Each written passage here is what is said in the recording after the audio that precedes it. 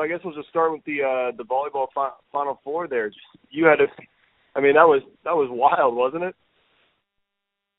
Yeah, I mean, it was awesome the way they fought back against Illinois, down 0-2, coming back. And then, playing Stanford, who overall number one seed, the number one team in the country. They only lost one match. And that was like way back in September, and they avenged that match when they spanked BYU in the Final Four. So they had literally beaten everybody they had faced. Heck of a talented team. If you watch the Huskers this year, the volleyball team, I mean, they had a brutal schedule. When I spoke with John Cook, he said it's the most difficult one he's ever seen. I mean, they had some tough stretches throughout it where they lost 3 in a row, 4 out of 5, 5 out of 7. And it was really when they were down 2-1 versus Penn State where they ended up winning the last 2 sets and went on a 12-match winning streak to get to the Final Four. They hadn't lost a set for 21 sets since November 16th. So they had, and he said, even before the Final Four, he kind of talked about each team, and he said Stanford's the most talented team. We're the most improved team in the entire country. So it really set up for a heck of a final match and going to 5 sets. And, I mean, it was obviously the wrong outcome, but, as a Husker volleyball fan, you couldn't be much more proud of the team and the journey they've taken in the Final Four, the final match, and the entire season. Yeah, I was just going to say, I mean, their grit and determination throughout that entire run and just being able to bounce back the way they did after that brutal, I mean, you mentioned it, that brutal stretch in October. I mean, I think it was like 5 of 7 matches against top 10 opponents. Like 4 of them were on the road. I mean, what can you say about just the leadership on that team and the way they came back?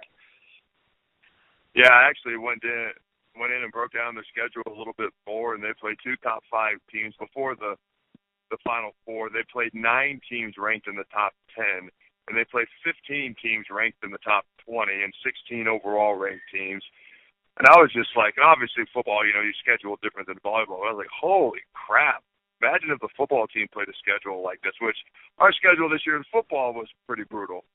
But as far as the leadership on the team, I mean, Michaela Fecky, Kenzie Maloney, it was funny. That was something else John Cook said. He said, I didn't, normally you have a team vote or you talk to, he's like, I didn't even ask anyone. I just named Fecky, Maloney captains. I mean, there was no questions asked. They were going to be the 2 captains. And their leadership was, especially Fecky, they got down 0-2 to Illinois, just calming everyone down, just keeping everyone collected.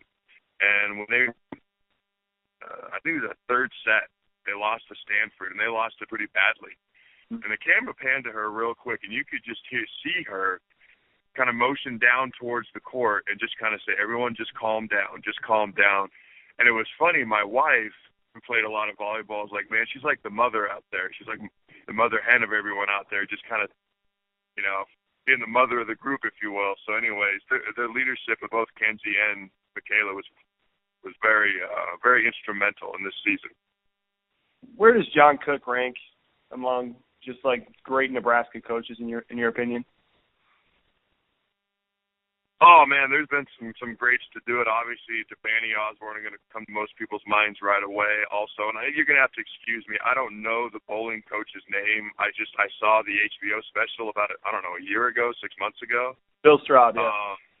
Yeah, he's obviously way up there. I'm sorry, I'm not as familiar with the bowling program. I watched that and I'm like, wow, that is insane. But he's up there as well. There was the success that he's had. John Cook, obviously. I even put out on social media just kind of to have a little bit of fun, Could you argue? Actually, Michael Severe did, and then I shared it. Could you argue that John Cook is the greatest coach in Husker athletics history? And it was fun to read the responses. He's definitely way up there. And when you talk about Devani and Osborne, you talk about 2 guys that will probably ultimately go down the College Football Hall of Fame as well. So that's pretty good company. Yeah, I think so. Let's kind of switch over to football here a little bit. Early signing period starts tomorrow. What have you seen from the Nebraska coaching staff and just on social media and stuff? And are you happy with where they're at right now with the recruiting class? Yeah, I think I don't know where we're officially ranked at the moment.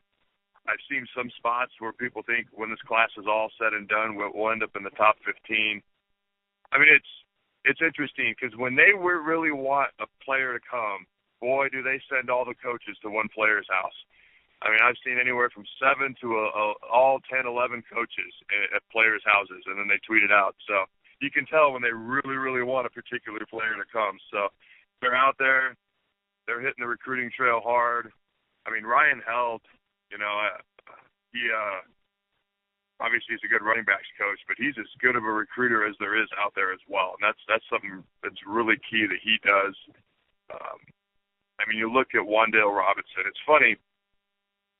I remember last year when Adrian Martinez committed, there's a lot of dual threat quarterbacks, and obviously this offense needs a dual threat quarterback. I was like, well, he's not just a dual threat quarterback, but he fits this offense like a glove. And they're like, well, what makes him different? What makes him fit it like a glove versus another dual threat quarterback? And I said, well, just think of Michael Vick. All right. He actually ran Chip Kelly's offense with the Eagles, but he wasn't that great at it. He can run, he can throw. But the key to this offense, besides just being able to run and throw, is you have to complete a lot of high percentage passes and make quick decisions. Michael Vick isn't very good at either one of those. When we played them that season, I mean, they dropped some points on us, but we watched the film the next day, and they had receivers running wide open all over the field. We, frankly, played pretty poor on defense, and he played just about as bad because he wasn't hitting them.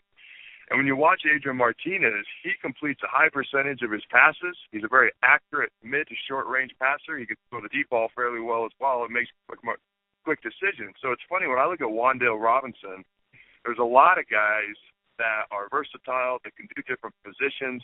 But if you've watched the Oregon offense, the UCF offense, and what Scott Frost likes to do, I mean, Wandale fits it like a glove. He can go outside. He can go into the slots. He can be a receiver. He can be a running back.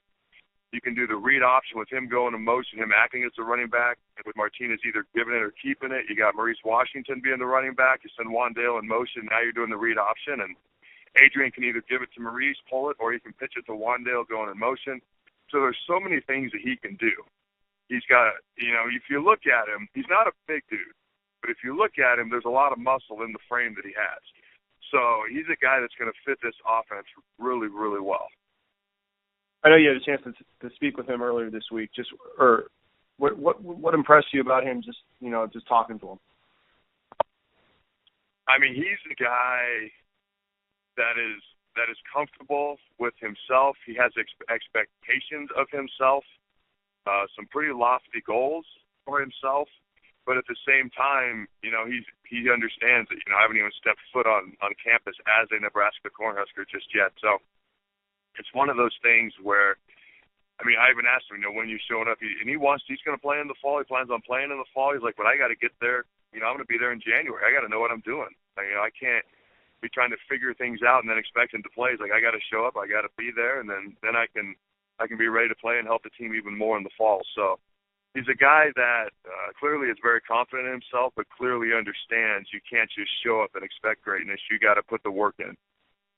Awesome. All right, good stuff, Adam. Do you think that I'm gonna be honest, I haven't really dived into what you posted yet, but just do you think the 18 playoff is the solution, or what do you think the solution is? I hate the 18 playoff. I think it's lazy. I think this is the simplest thing we can do, and so let's do this because everyone does a playoff, and so that's what college football should do. Well, college football is unlike anything else. Nothing else out there has anything like bowl games. Nothing else out there makes the regular season matter like college football does. Not the NFL, not college basketball, not baseball, MLB. Nothing makes it matter. And so those are the things that makes college football so unique. And if you go to an 18 playoff, I mean, the first thing you hear on Selection Sunday when they're announcing the major bowl games, like Florida, Michigan, who wants to be there? I'm going to pick the team that actually wants to be there. Like, really?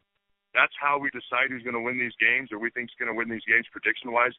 And then you got players skipping bowl games now like it's nothing like, because they don't matter.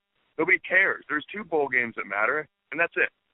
And so it's one of those things where, and I think an 18 playoff, it devalues conference championships, because you're going to have, like Wisconsin with 3 losses would have got in a couple years ago. USC with 3 losses. Auburn last year with 3 losses.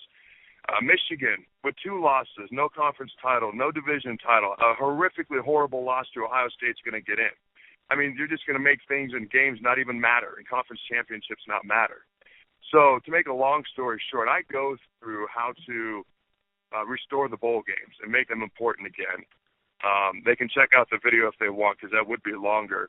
As far as the playoff, I haven't truly nailed that down what I would do, but the basic idea behind it is I would do a playoff after the bowl games.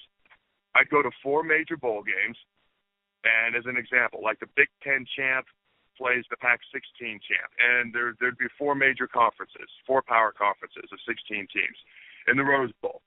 The Sugar Bowl would be SEC versus ACC champ. The Orange Bowl would be the 2 highest rated teams in the entire country not to win their conference championship. And then in the Fiesta Bowl or the Cotton Bowl, whatever bowl game is the 4th game, I'd have the highest rated group of 4 conference champion versus the next highest rated team in the country. And then after that, what I would do is I take either the top 2, top 3 with the first seed getting a bye, or top 4 teams after the bowl games. And what that does is it's going to include teams like Michigan and Auburn from last year and Wisconsin and USC in the major bowl games, but they're not going to be rated high enough after the bowl games to get in the playoff. So now getting into a major bowl game is a big deal. You got to win a conference title. You got to be highly rated. But you have to do more than just that to get into the actual playoff. So all the bowl games, what happens in the Rose Bowl is going to affect the Orange Bowl and the Sugar Bowl like it used to. So the bowl games matter. Now conference championships matter. And now winning a major bowl game matters because it affects your ranking afterwards. And so it's like another round of pseudo playoffs, and you include all these teams, but they're not actually going to be included in the actual playoff unless you've won a conference title, a major bowl game, and in theory, 1 loss or undefeated unless you just had a brutal schedule. And so to me, I just haven't figured out what I do 2, 3, or 4 teams for a playoff after the bowl games. That's kind of my theory and what I would do, because that allows you to include every team that could possibly deserve a shot at the national title while preserving the things about college football that make it so unique, is doing a 2, 3, or 4 team playoff after the bowl games. Interesting. So you could do something as simple as take the top 2, 3, or 4 ranked teams, whatever you decide is the proper amount. If you did that, I err towards the top 3. Because the first thing people said when I talked about this was, well, just take the winner of each bowl game. No, because the winner of the Fiesta Bowl, for example, if they play UCF, could be Michigan. Michigan deserves to be in a major bowl game, but not the playoffs. Winning a major bowl game is not enough. Like just winning a conference isn't enough. You have to be highly rated. You have to win a major bowl game, things like that. So to me, I err towards the top 3 with the top seed getting the bye.